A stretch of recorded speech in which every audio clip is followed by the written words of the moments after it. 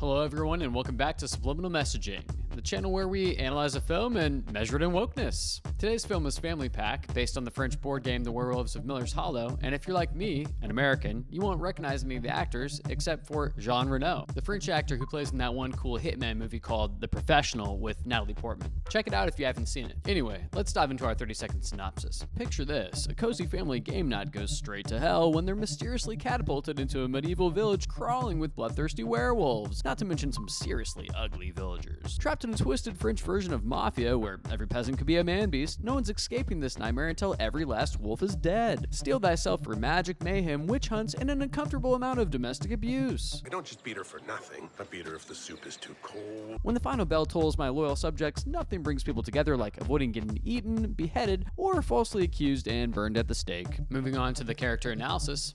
Starting with our main characters, we've got Jerome, the father, husband, and middle school teacher, aka Daddy Doormat. He's gentle, he's clumsy, but he's an overall good guy, even if his teenage daughter does make more money than him. Marie, the mom on a mission, never too afraid to take on men twice her size, or to tell her husband Jerome to sit down and shut up because she wears the pants. And Gilbert, the cool grandpa with superhuman strength and a little bit of memory loss. Clara, the daughter and social media influencer who loves to ghost everybody literally, and who might even have bigger balls than her mom. Theo, the angsty teenage son with nifty powers, but low-key, his hair looks like it lost a fight with a medieval broom. Louise, or Lou, the youngest daughter, whose name is a nod to the French word for wolf, and I wonder why. Could she be a baby wolf? There, a baby beast! Now for the villains, starting with the king. This guy loves to point fingers. He's the kind of ruler who'd attack his own reflection if it looked at him wrong. And he apparently has a really tiny sword. Silence! All lies! Sure, buddy. And the executioner, the medieval overachiever. Whether it's chopping heads or lighting fires, this guy brings the passion to public service. I'm in no rush. Someone get this guy a hobby. And the soldiers, basically walking misogyny machines, armed with swords, funny helmets, and enough sexist quips to fill a medieval tavern. Get control of your woman! These guys are basically frat bros in chainmail. And finally, the werewolf woman leader. This bad wolf babe is the alpha girl boss, the biggest, the baddest, the scariest. But I'm sure she's got a great personality when she's not gnawing on some poor villager's leg. And last and definitely least, filthy peasants, we have the villagers. We don't get to know these characters too well, but I figured they deserved a quick mention, starting with Childrick, the TMI relative of Jerome's, Piero, the Renaissance closet gay, this ugly lady, and of course, the domestic disaster, the abusive husband and codependent wife. Don't you think there are better ways to discuss things with your spouse rather than beating her? I could whip her. No. I could drown her. No. Could you boil me in oil? No. And that's everybody, so it's time for the Woke Folk Show. Now here at Subliminal Messaging, we carefully count every moment in a film to uncover its ideological patterns and themes. For instance, old films used to push sexist or racist stereotypes, locking the same demographics into the same role over and over and over again. But when it comes to Netflix, I'm here to show you that times have changed, and the subliminal messages of today are not what they used to be. So what's Netflix saying in this film? After all, it's just a silly medieval fantasy film for kids, right?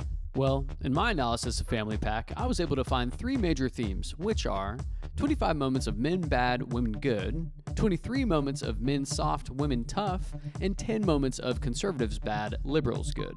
So let's start with theme number 1, men bad, women good. Well, what does this men bad theme really entail? Within this broader theme of men bad, we can find a bunch of specific themes such as women smart, men violent, men lame, men dumb, etc. For our purposes though, I think it makes the most sense and is also the most entertaining to focus on the negative claims made about men, which serve to reinforce the positive statements about women, such as women smart, which no one has a problem with, myself included. So let's dig into our first negative male message, which is men violent. And here's the men violent highlight reel. You've got to call the office. Yeah. Who are you defending? A woman who was getting beaten by her husband for 20 years.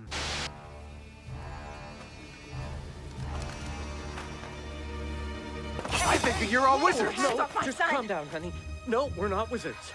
Look, all we want is to find out about the charges that were laid against him. Oh, right? that's enough from your mouth, Harley! How dare you call We'll me call that? you whatever we want! Hey now, calm down. Get control of your woman. Good beating every morning will Tell calm me her again right and I will. down. I'm your wife's attorney. Do you admit that you beat your wife? Well, obviously I beat her. She's my wife. I don't just beat her for nothing. I beat her if the soup is too cold. I beat her if it's too hot. I beat her if she takes too long gathering wood. Sometimes she has the gall to ask me to take a bath. I know, I push my I know. luck. Look, don't you think there are better ways rather than beating her? I could whip her. No. I could drown her. No. Next up is men lame. Exhibit A. So on this live stream of yours, what do you sell anyway? A couple of tubes of makeup to I'm strangers? making more than a middle school teacher does. And you kids are always saying you're influencers, but who do you influence? Well, apparently not my own father. Well, that was a lesson in parenting. You heard her, right? Not at all. I hope he's not losing his mind like his dad. That's the last thing we need. Holy moly, I didn't know he'd lost so much hair already. Just don't die. I won't. Now go on. Right. I'm fine. So that's all the men bad themes we'll look into today, but our next theme is men soft, women tough. So let's talk about the men soft category.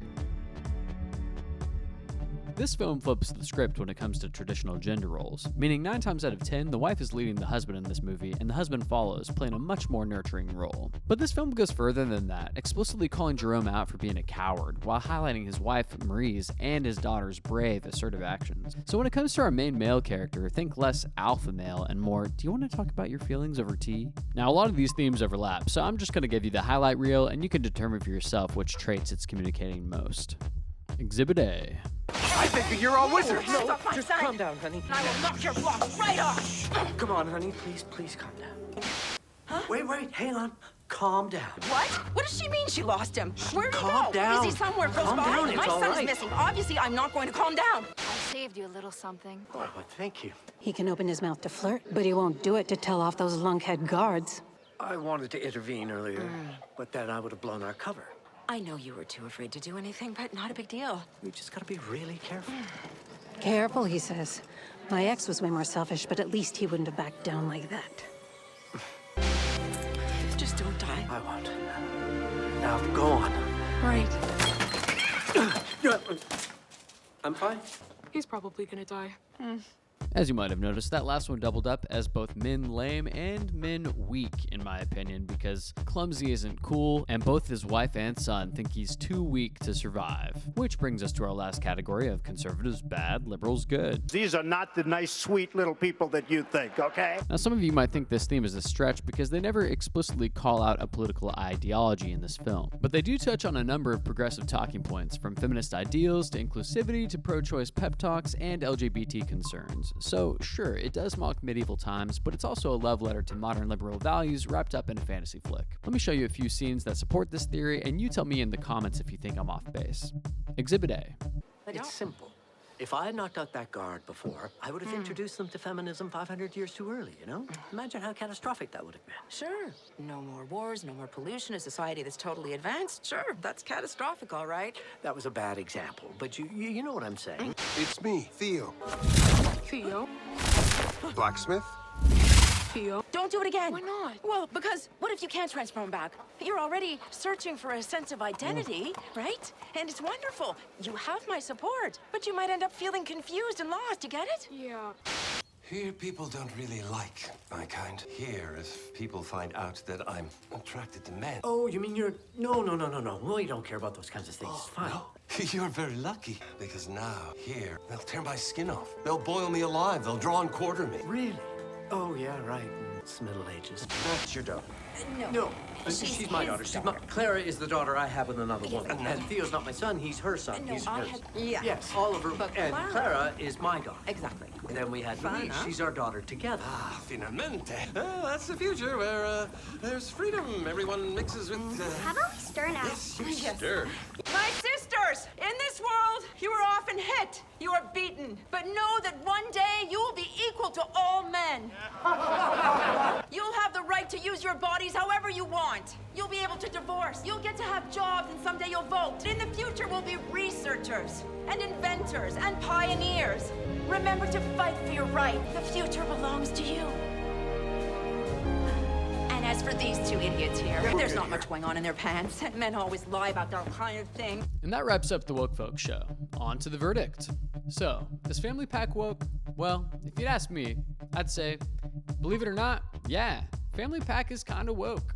One of the reasons I picked this film is because I was curious if a more lighthearted film aimed at a younger audience would contain the same amount of woke messages. And surprisingly, or maybe not so surprisingly, it has all the same woke messages, only in a slightly more comical, slightly less preachy vibe. Netflix films often touch on one major theme, but in this film, we touch on 3 different themes: men bad, women good, men soft, women tough, and conservatives bad, liberals good. And besides having an ideological agenda, which isn't always an issue, what this film really fails to do is to capture the fun of the actual board game that it's based on. And for all those reasons, I'm giving this film a kinda woke rating. That's my verdict. Anyway, thanks for watching, Lemonheads, and I'll see you next time.